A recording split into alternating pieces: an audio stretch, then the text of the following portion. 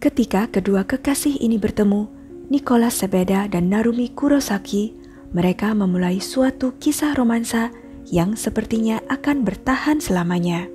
Meskipun jarak memisahkan di antara mereka, sayangnya hubungan mereka tidak bertahan lama dan cerita tentang mereka hampir selesai ketika hubungan mereka berakhir. Tetapi kemudian suatu malam Narumi menghilang dan Nicholas menjadi tersangka utama dalam sebuah investigasi yang melibatkan 3 benua dan beberapa lembaga hukum. Polisi menemukan video online di mana Nicholas merekam dirinya menyatakan sesuatu tentang Narumi melakukan kesalahan serta konsekuensi perbuatannya. Namun, apa yang sebenarnya terjadi pada Narumi? Bagaimana kisah lengkapnya? Sebelumnya, silakan subscribe dulu channel ini serta nyalakan loncengnya untuk mengetahui kasus-kasus kriminal yang terjadi di berbagai negara. Narumi Kurosaki adalah gadis cantik yang cerdas dengan masa depan cerah menantinya. Dia tumbuh dalam keluarga harmonis bersama ayah, ibu, dan kedua adiknya. Narumi menjalani kehidupan yang relatif bahagia. Dia bersekolah di Tokyo Metropolitan Kokusai High School dari tahun 2011 hingga 2014. Sebelum akhirnya dia berangkat ke Prancis pada Agustus tahun 2016 untuk melanjutkan studinya di University of Franche-Comté Besançon. Pada usia 21 tahun itu, Narumi terkenal berprestasi di studinya. Ia telah mengambil mata kuliah bahasa Prancis. Ia juga bergabung dengan organisasi kemahasiswaan di fakultas. Ia sepenuhnya menikmati kehidupan barunya di sana. Akan tetapi, semua itu berakhir pada Desember 2016 ketika Narumi tiba-tiba menghilang secara misterius. Tak lama kemudian, polisi memiliki tersangka, dan itu adalah mantan pacarnya.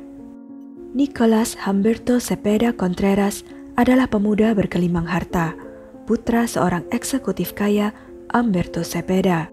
Nicholas juga memiliki nilai-nilai yang sangat mengagumkan dalam sekolahnya. Ia meninggalkan negaranya Chile pada tahun 2014 untuk melanjutkan studinya di Jepang. Di sinilah dia bertemu dengan Narumi. Saat ada pesta di kampus Universitas Tsukuba, kedua pemuda-pemudi ini saling dikenalkan oleh teman-temannya. Dan pada bulan Februari 2015, keduanya resmi berkencan. Hubungan mereka menjadi begitu serius, sehingga pada bulan September di tahun yang sama, mereka berdua melakukan perjalanan ke Chile, di mana Nicholas memperkenalkan Narumi kepada keluarganya sebagai pacarnya. Mereka kelihatan begitu bahagia, dan semuanya tampak berjalan dengan baik, bahkan setelah Nicholas kembali ke rumahnya untuk beberapa bulan menjelang akhir tahun 2015. Kemudian, dia segera kembali ke Jepang untuk bersama Narumi dan mencari pekerjaan untuk dirinya sendiri di sana. Akan tetapi, Narumi mempunyai cita-cita untuk melanjutkan pendidikan di luar Jepang. Pada 26 Agustus 2016, dia berada di pesawat menuju ke Prancis, di mana Narumi melanjutkan studinya dan menemukan kehidupan baru, serta bertemu teman-teman baru. Tidak jelas apakah Nicholas dan Narumi pernah atau tidak berkomitmen untuk hubungan jangka panjang. Suatu hari, hanya beberapa minggu setelah Narumi pergi ke Prancis, Nicholas merilis video online yang berisi pesan yang mengganggu. Recently, Narumi did some bad things which are costing her to follow some conditions in order to keep this relationship, and we can follow those conditions for 2 weeks. 2 weeks from now, I will leave the conditions without any effect. So if in 21st of September, until 21st of September, she follows all the conditions, I'm gonna just leave them out because I don't want to live that way, and I don't want her to live that way either. But Nicholas dengan tenang mengatakan tentang Narumi telah melakukan beberapa hal buruk dan mengajukan persyaratan yang mengancam untuk dapat mengikuti kondisi yang ia minta tersebut selama 2 minggu. Kemudian, berminggu-minggu setelah video ini dirilis, pasangan itu akhirnya berpisah. Narumi memutuskan hubungannya dengan Nicholas pada tanggal 6 Oktober 2016. 3 hari kemudian, Nicholas yang merasa dunianya hancur setelah diputus oleh Narumi meninggalkan Jepang untuk pulang ke Chile.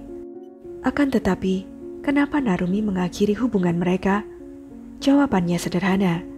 Dia telah jatuh cinta dengan sesama mahasiswa di sana yang bernama Arthur Del Piccolo. Namun meskipun Narumi dan Nicholas telah putus, tapi mereka tetap saling berhubungan. Narumi melanjutkan hidupnya di Perancis dengan cinta barunya Arthur, sampai pada Desember 2016 saat dia tiba-tiba menghilang tanpa jejak. Terakhir kali Narumi terlihat hidup adalah pada tanggal 4 Desember di kelas dansa regulernya. Setelah itu dia tidak datang ke sekolah hari berikutnya dan teman sekelasnya menjadi khawatir. Pada malam sebelumnya, dini hari tanggal 5 Desember, lebih dari selusin mahasiswi di asrama Narumi mendengar jeritan diikuti dengan suara keras.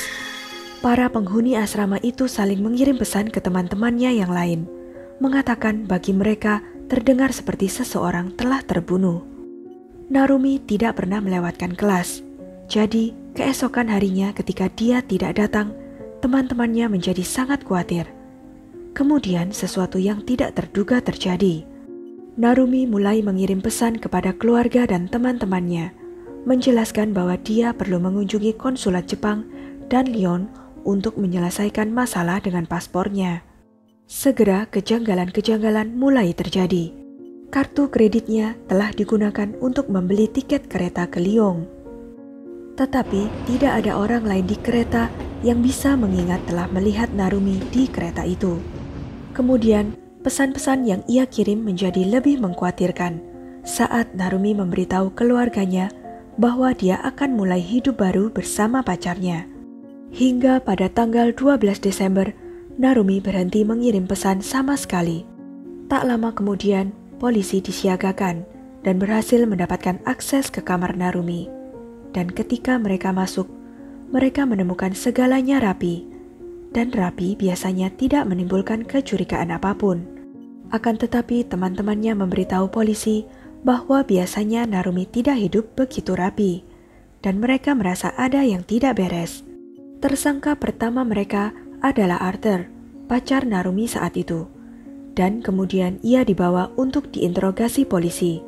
Selama menjalani proses interogasi, Arthur memberitahu polisi nama seseorang yang dia percaya mungkin ada hubungannya dengan hilangnya Narumi, dan nama itu tentu saja adalah Nicholas Cepeda. Menurut Arthur, Nicholas memiliki sifat posesif dan memiliki kecemburuan ekstrim. Nicholas telah menyebabkan beberapa masalah di antara mereka berdua dan selalu berusaha mengontrol dengan siapapun Narumi berbicara, bahkan membuatnya menghapus beberapa pertemanan di Facebook. Petugas investigasi ragu-ragu untuk memasukkan nama Nicholas dalam daftar tersangka. Meskipun dalam kasus seperti ini, mantan pacar sering dicurigai. Namun karena jarak yang jauh di antara mereka, nama Nicholas dikesampingkan.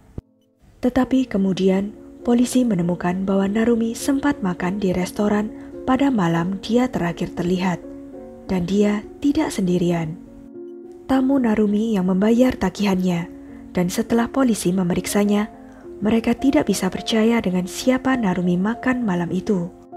Kartu bank yang digunakan untuk membayar tagihan itu berasal dari Bank Chile.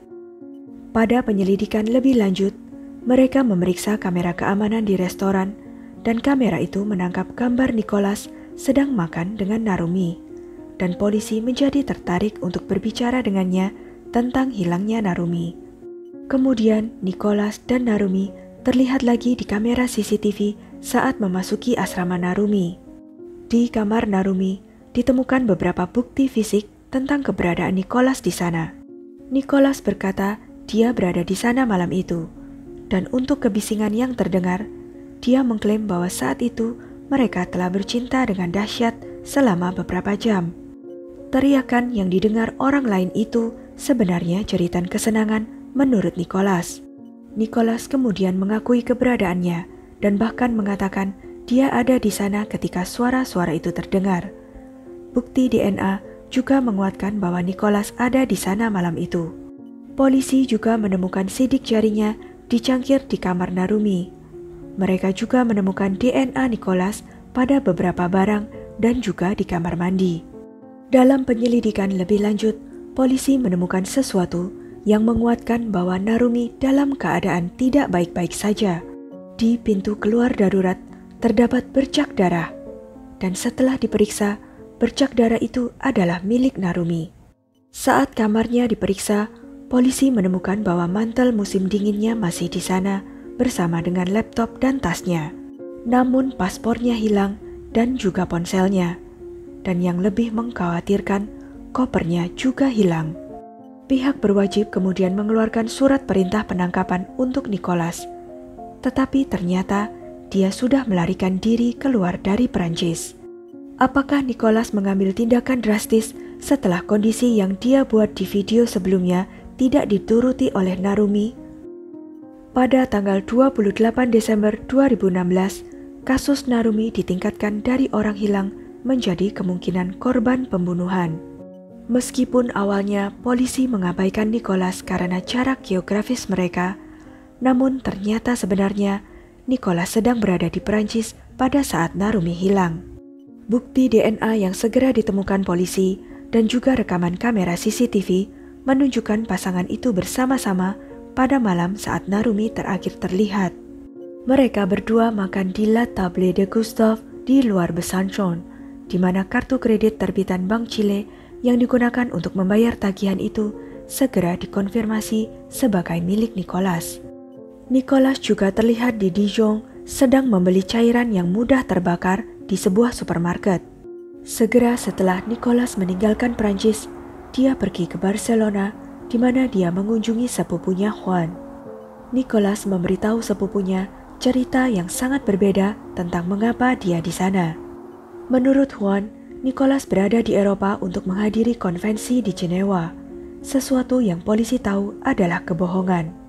Saat itu, Juan juga memberitahu polisi tentang percakapan mengenai pasangannya, termasuk Nicholas yang bertanya tentang kematian karena mati lemas dan mengacu pada Narumi.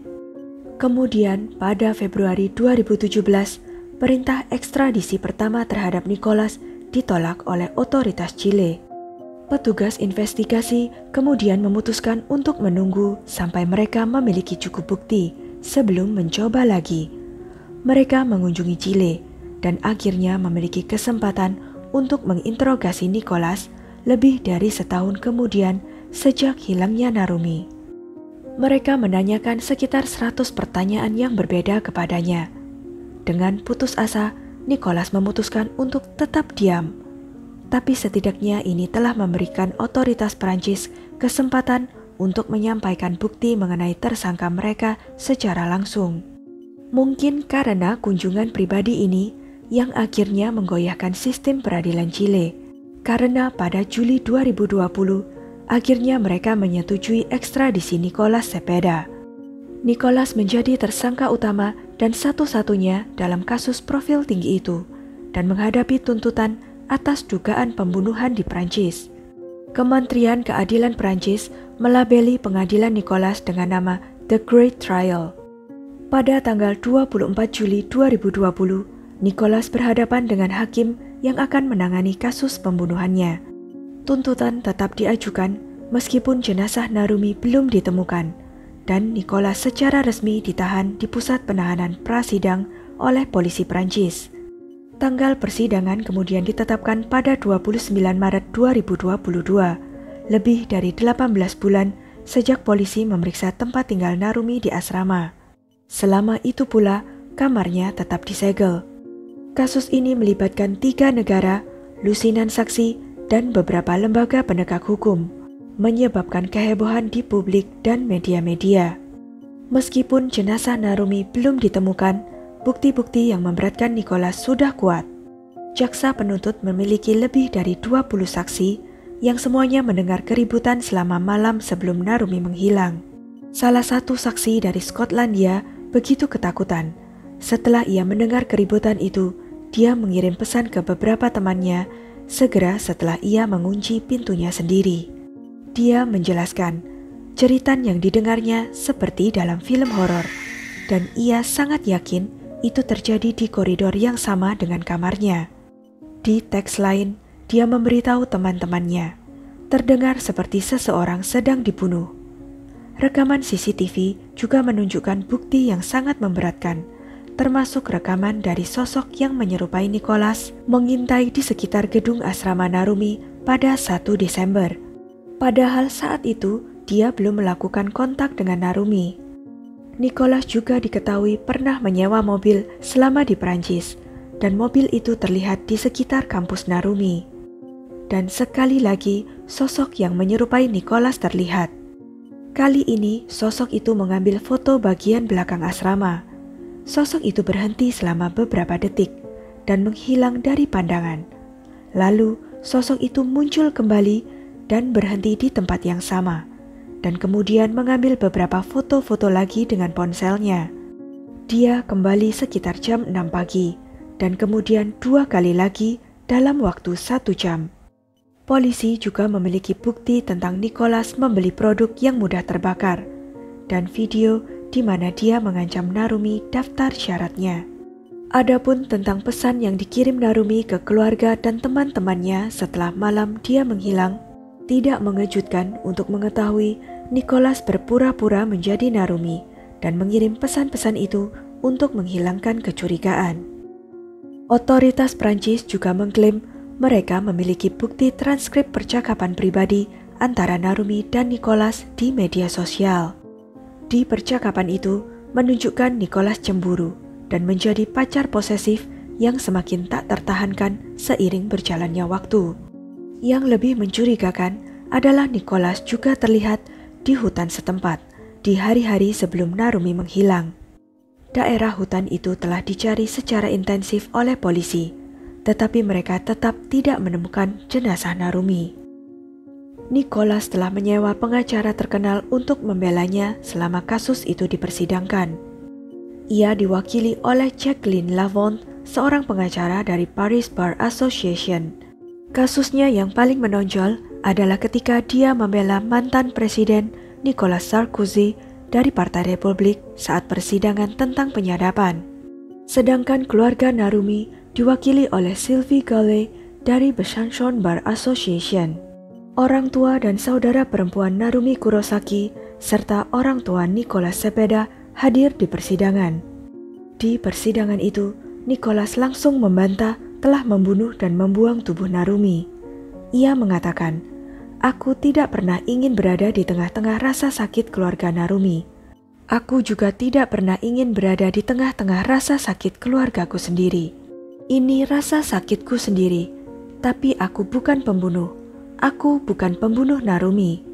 Akan tetapi, jaksa menuntutnya telah mencekik Narumi dan membuang tubuhnya di daerah berhutan tempat ia terlihat pada hari sebelumnya. Pada 12 April 2022, sekelompok juri yang terdiri dari 3 pria, 3 wanita, dan 3 hakim memutuskan Nicholas Cepeda bersalah seperti yang dituduhkan kepadanya. Ia dijatuhi hukuman 28 tahun penjara.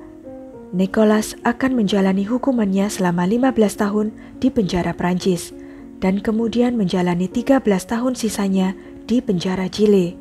Sehari setelah sidang putusan hukumannya, Nicholas sudah mengajukan bandingnya.